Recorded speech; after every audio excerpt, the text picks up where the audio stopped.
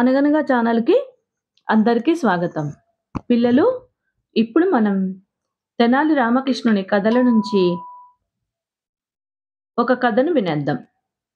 'దొంగ దొంగ దొరికాడు' అనే ఒక కథను వినేద్దాం. ఒకసారి రాయలవారి చేతికున్న ఒక రత్నాల ఉంగరం కనిపించకుండా పోతుంది.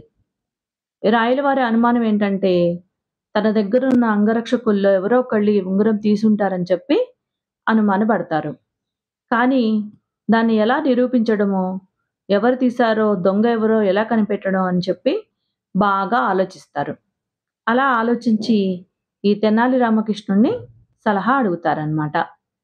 అప్పుడు తెనాలి రామకృష్ణుడు ఈ 10 మంది అంగరక్షకుల్ని తన దగ్గరికి పిలిపిస్తాడు.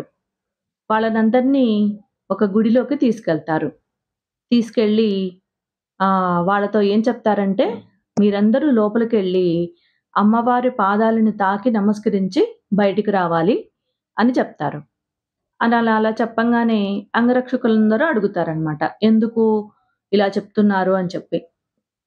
రాయలవారి రత్నాల ఉంగరం కనిపించకుండా పోయింది. మీలో ఎవరైతే దొంగ ఉన్నారో వాళ్ళు ఈ అమ్మవారి పాదాలను తాకినప్పుడు నాకు అమ్మవారు కనిపించి దొంగ ఎవరో చెప్తుంది.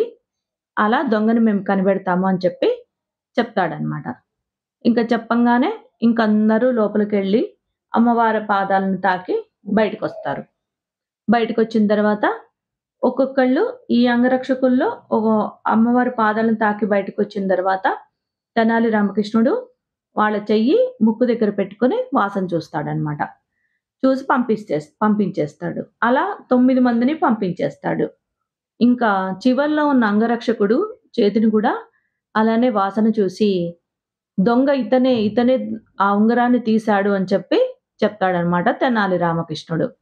ఇంకా తెనాలి రామకృష్ణుడు అలా చెప్పగానే భయపడిపోయి, మహారాజా నన్ను క్షమించండి, నేనే ఆ ఉంగరం కాజేశాను అని చెప్పి తను తీసిన ఉంగరం తీసుకొచ్చి ఆ రాయల వారికి ఇచ్చేస్తారనమాట. ఇంకా అతన్ని శిక్షిస్తారు. అప్పుడు రాయల వారు అడుగుతారు తెనాలి రామకృష్ణుడిని, తెనాలి రామకృష్ణ, నువ్వు దొంగని ఎలా పట్టుకున్నావో, నువ్వు ఎలా కనిపెట్టావో, నువ్వు చెప్పగానే ఆ దొంగ కూడా నిజం ఒప్పుకొని క్షమించమని అడిగాడు అని చెప్పి అడుగుతారు రాయలవారు. అడిగిన తర్వాత అప్పుడు తెనాలి రామకృష్ణుడు చెప్తాడనమాట. అమ్మవారి పాదాలకి నేను గంధం లాంటిది ఒక లేపనం రాశాను. ఎవరైతే దొంగ అవుతాడో ఆ దొంగ మటుకు ఎక్కడ అమ్మవారి పాదాలు తాకితే తెలిసిపోతుందో అని చెప్పి మళ్ళీ అమ్మవారు తెనాలి రామకృష్ణుడికి నాకు చెప్తారో దొంగ నేనేనని చెప్పి అని భయపడిపోయి అసలు అమ్మవారి పాదాలను తాకనే లేదు. ధైర్యంగా దొంగతనం ఎవరైతే చెయ్యలేదో వాళ్ళందరూ అమ్మవారి పాదాలని తాకి నమస్కరించుకుని బయటకొచ్చారు. అలా నేను దొంగని కనిపెట్టాను అని చెప్పి చెప్తాడనమాట. చెప్పంగానే ఇంకప్పుడు ఈ రాయలవారు తెనాలి రామకృష్ణుని తెలివికి మంచిగా బాగా సంతోషించి అతనికి మంచి బహుమానం ఇప్పించి పంపిస్తారనమాట. అలా తెనాలి రామకృష్ణుడు తన తెలివితేటలతో దొంగని పట్టించాడు. కథ కంచికి మనమింటికి. నచ్చితే లైక్ చేయండి, షేర్ చేయండి, సబ్స్క్రైబ్ చేయండి.